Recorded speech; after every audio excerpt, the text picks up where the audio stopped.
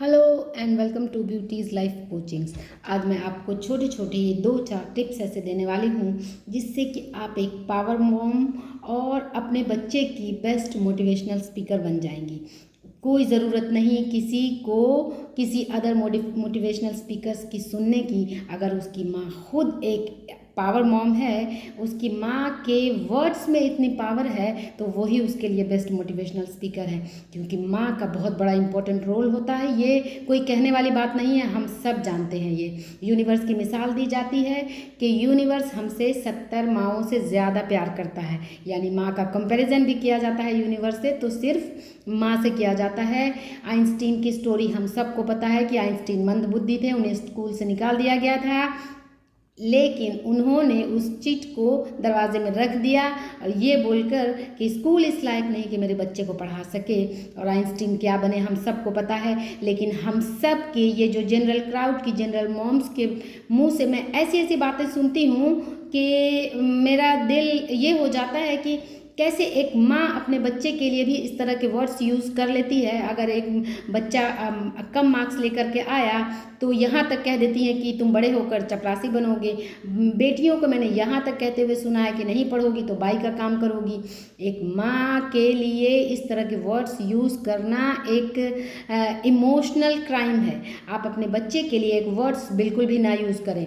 सो सबसे पहले तो अपने वर्ड्स पे कंट्रोल करें, क्योंकि आपके वर्ड्स आपके बच्चे के इनोसेंट माइंड पर, या फिर किसी भी एज का बच्चा हो, वो आप देखेंगे कि लोग जब बाहरी सराउंडिंग से चैलेंजेस फेस करके अपनी माँ के आंचल में मुंह छिपाने आते हैं, और अगर माँ ही उसे धुतकारेगी तो बच्चा कहाँ जाएगा।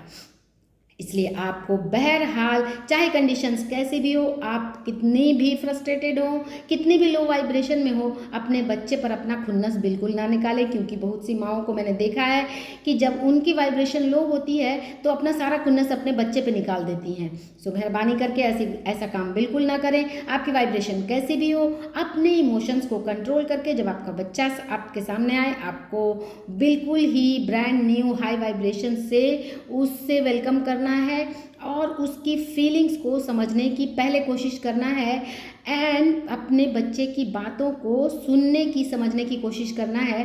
अपनी बातों को बाद में उसके सामने रखना है। कुछ माएँ बच्चे क्या बोल रही हैं ये भी नहीं सुनती, अपने बातें कहने में लग जाती हैं, मीन्स उसे समझाने में लग जाती हैं। पहले आपको उसके इमोशंस, उसकी फीलिंग्स को सुन के समझने की कोशिश करना है, एंड देन उसके अकॉर्डिंग आपको रिएक्ट करना है। मैं स्कूल में पीटीएम में जाती हूँ, मैं देखती हूँ कि मोस्टली माएँ अपने बच्चों की कंप्लेंट्स लेती हैं कि पढ़ता नहीं है, पढ़ती नहीं है। जब तक मैं नहीं देखती तब तक ये पढ़ती नहीं है। एक तो बहुत सारे वर्किंग मॉम्स को मैंने देखा है कि वो ट्यूशन्स कहीं लगा देंगी और इत्मीनान से हो जाएंगी कि अब मेरा बच्चा पढ़ रहा है। आप भले ही ट्यूशन्स लगाएं अगर आपके पास टाइम ना हो तो, लेकिन आपके बच्चे से आपका कम्युनिकेशन जितना स्ट्रांग होगा, आपका बच्चे का फाउंडेशन उतना ही स्ट्रांग होगा, और वो बड़ा होकर इतना ही बड़ा आदमी, हर तरह से emotionally, financially, physically, mentally strong person बन के निकलेगा।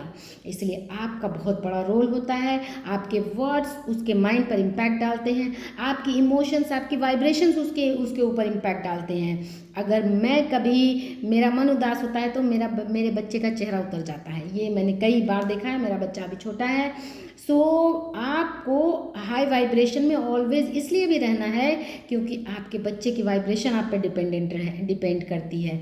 इसलिए आपको हर हाल में खुश रहने की, हाई वाइब्रेशन में रहने की, अच्छी वाइब्रेशन में रहना इसलिए भी ज़रूरी है कि आपके बच्चे पर उसका इम्पैक्ट पड़ रहा है। इसलिए कंप्लेन तो बिल्कुल ना करें। उससे जितना हो सके अपनी बॉन्डिंग मजबूत बनाएं, ताकि अगर कहीं पर वो स्ट्रगल कर रहा है, कुछ चैलेंजेस फेस कर रहा है, तो वो आपसे कम्युनिकेट कर सके, आपको बता सके और आप उसका सोल्यूशन बता सकें। कुछ माँओं को मैंने देखा है, बस वो सीधा लेक्चर देना शुरू कर देती हैं, ये सुने और जाने बिना कि अगर कभी उसके मार्क्स कम आए तो क्यों आए, का उसने एग्ज़ाम में कम परफॉर्म किया तो क्यों किया, चाहे कोई भी अदर एग्ज़ाम्स हो, उससे प्रेशराइज ना करें। उसकी फीलिंग्स को, वो अभी एक कच्ची मिट्टी है, उसे जानने, देखने, समझने की कोशिश करें। क्योंकि आपके वाइब्रेशंस पर एक फाउंडेशन, एक इंसान, एक फ्यूचर जुड़ा हुआ है, इसलिए उस फाउंडेशन को प्यार से, लव से, अफेक्शन से, हाई वाइब्रेशन से उसकी फाउंडेशन बनाएं और फिर देखें कि वो बड़ा होकर एक मजबूत इंसान, इमोशनली, फाइनेंशियली, फिजिकली, मेंटली एक मजबूत इंसान जब बन के आएगा, तब उसके पीछे आपका नाम होगा। और नाम की माँ को ज़रूरत नहीं, लेकिन उससे आपकी वाइब्रेशन भी आई होगी। आप उसे देखकर जो आपको खुशी मिलेगी वो दुनिया की कोई चीज़ नहीं दे सकती है।